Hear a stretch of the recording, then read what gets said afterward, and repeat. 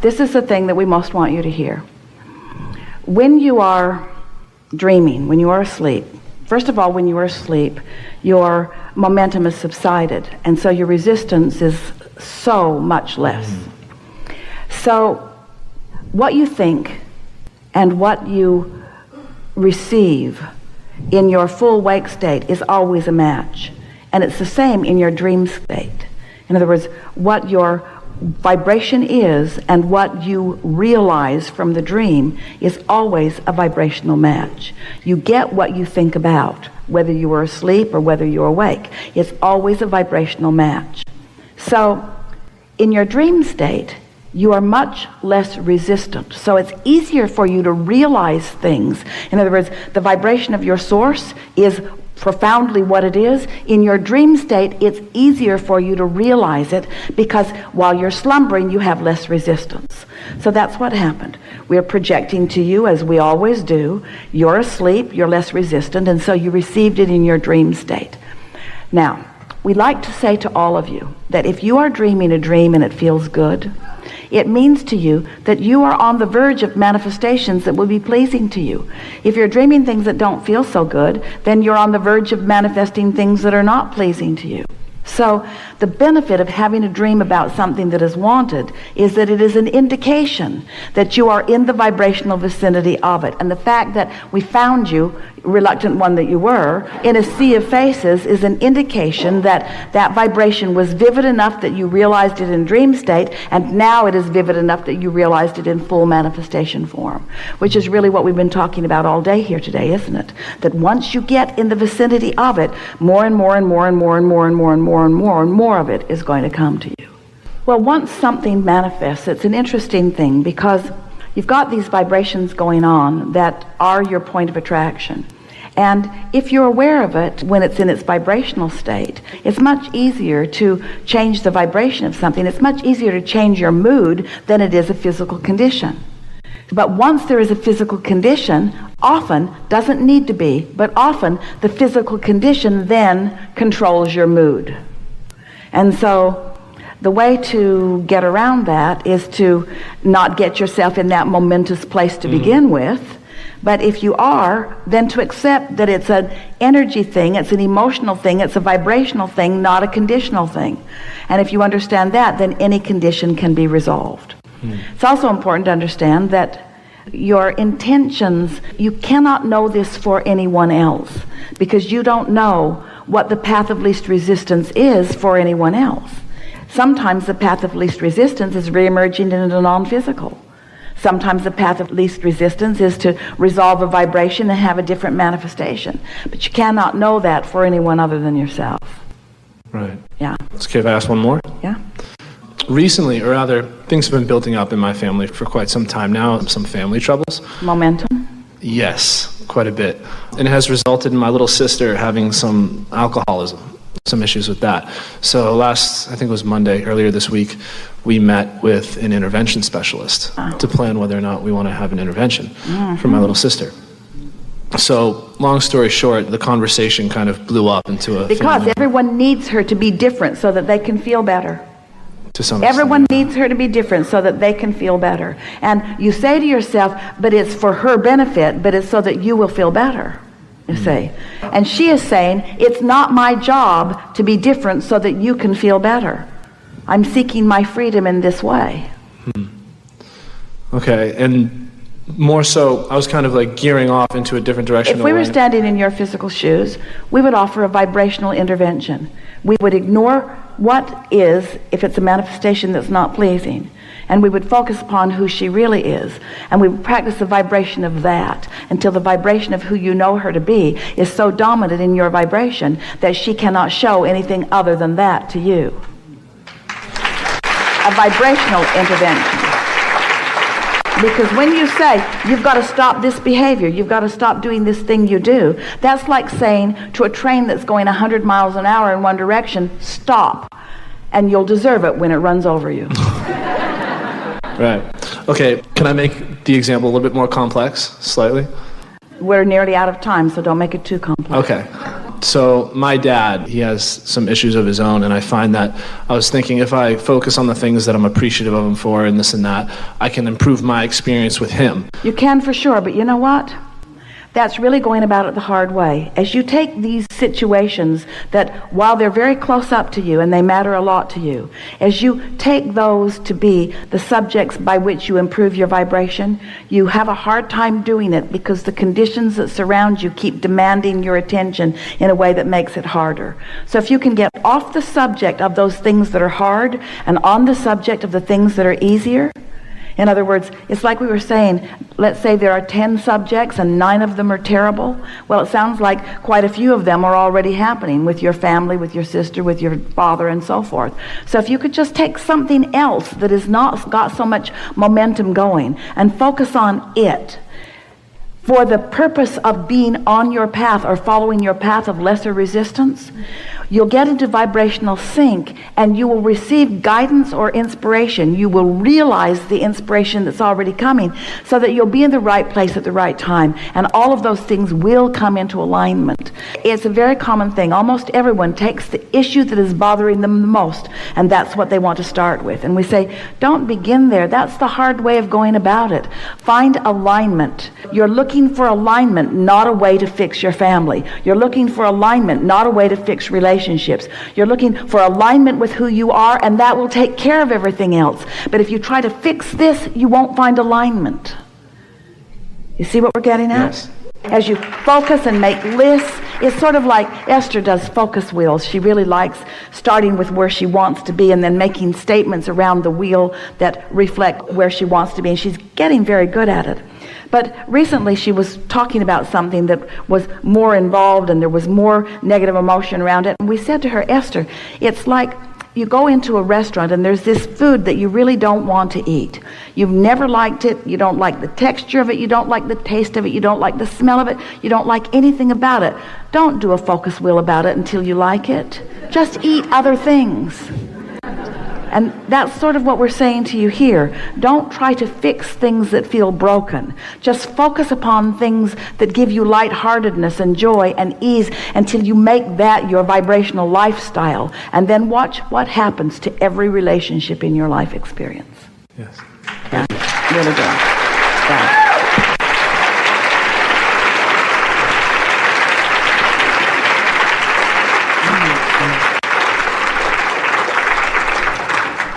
This is a really good day. We've enjoyed this interaction more than words can convey.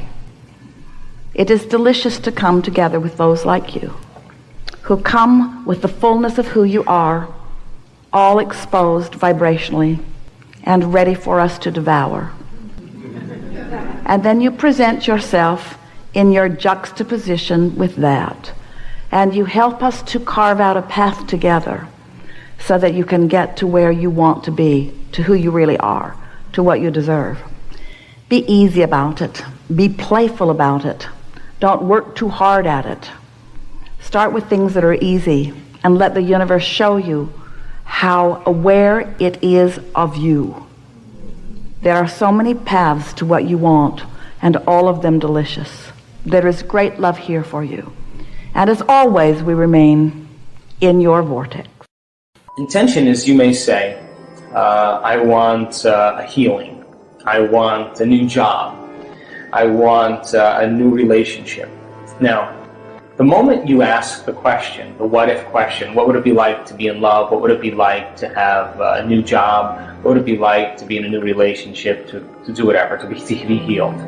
The moment you ask that question, the part of your brain called the frontal lobe, which is the crowning achievement of the human being, 40% of your brain is the frontal lobe. It's the workshop. It's the creative center. The frontal lobe has connections to all other parts of your brain. The moment you ask an open-ended question, you speculate a possibility.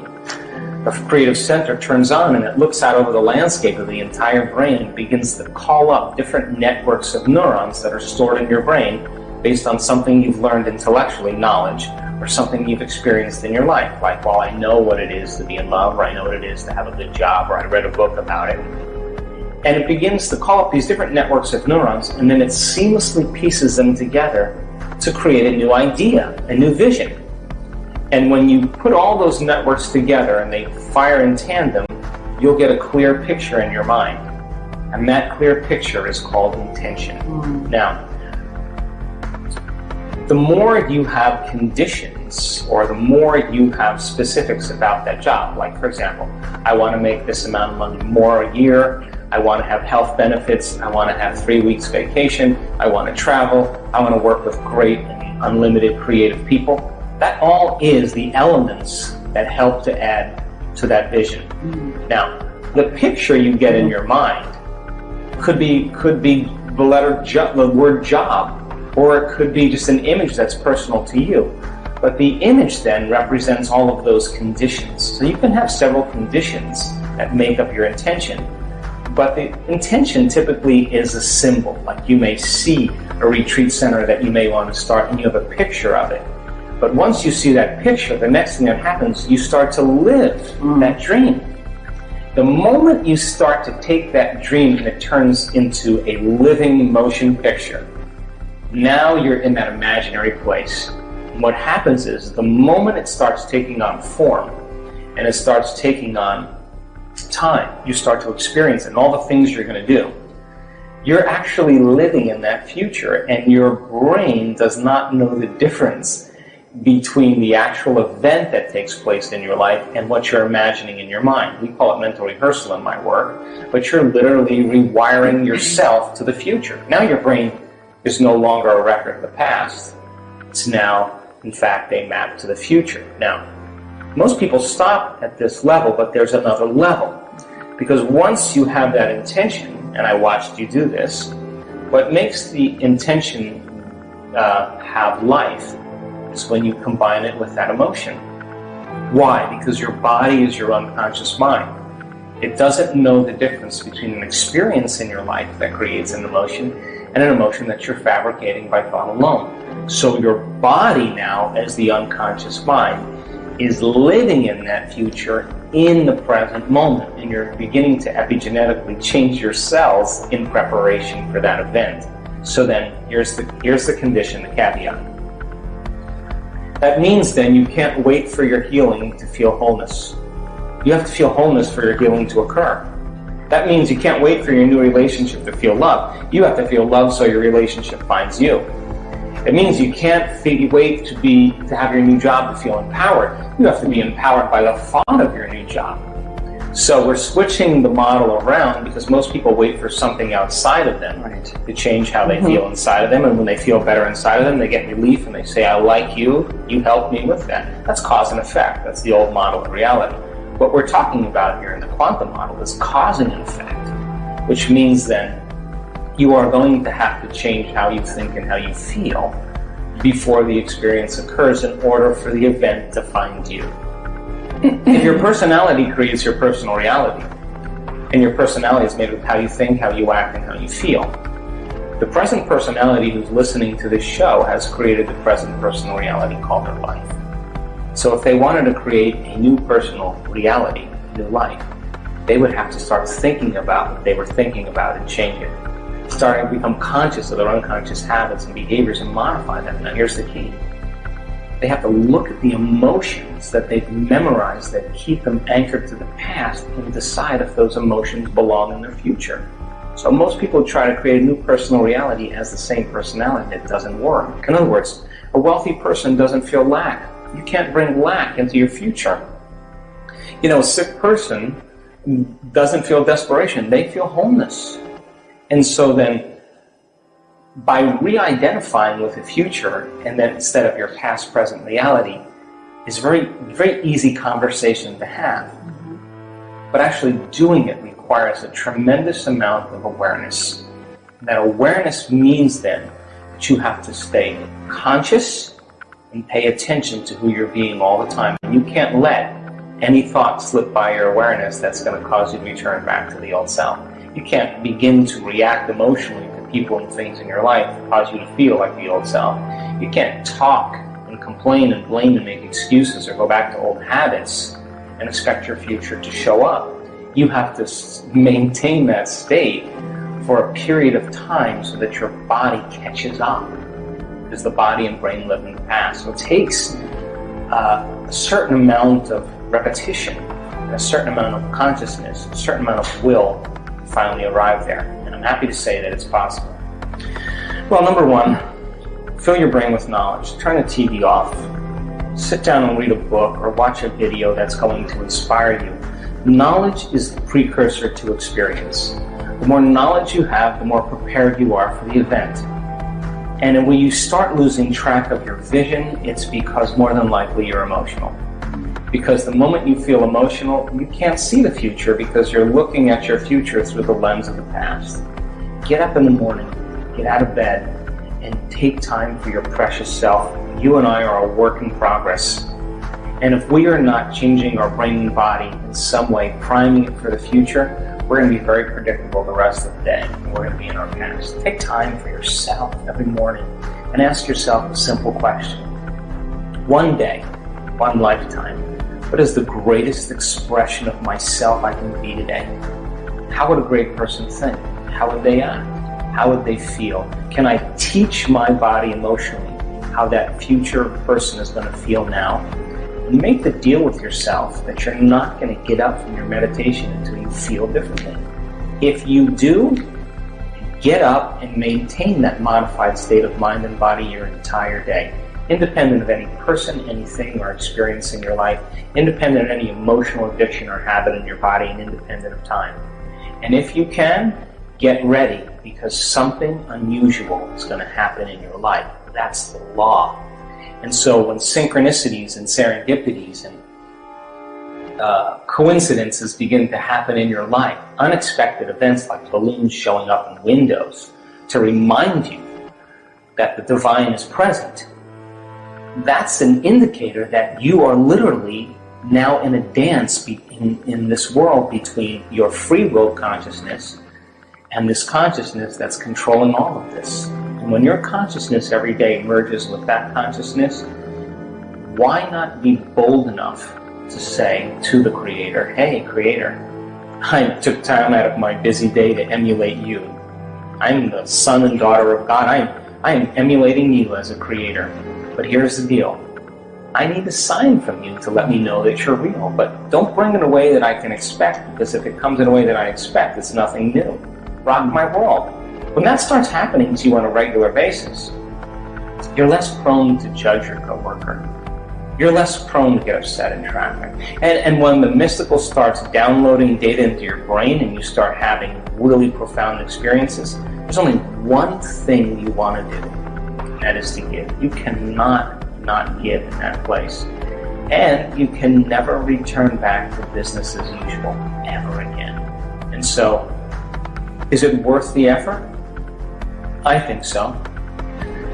We now know that when you're analyzing your life within some emotion that's bothering you, you will make your brain worse every time, because it's those very emotions that drive your brain further into higher and more aroused states. And since the emotion is a record of the past, the person's basically thinking in the past.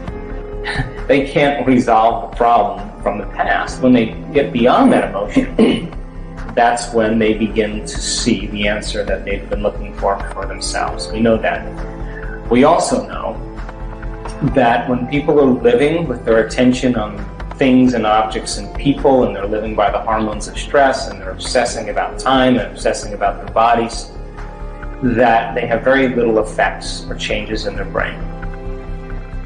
We also know that when a person gets to the place where there are no body, no one, no thing, no where, and no time, that's the moment they literally are pure consciousness. Now, consciousness is what changes the brain.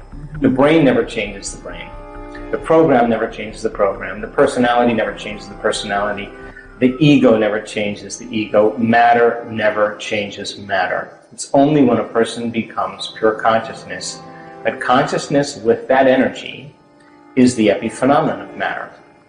And so, when people reach this elegant state where they disconnect from their body, that's when they can heal their body. When they forget about their life, that's when they can change their life. When they get beyond all of their elements that they identify with, that's the moment where they can begin to change their life or create some new time.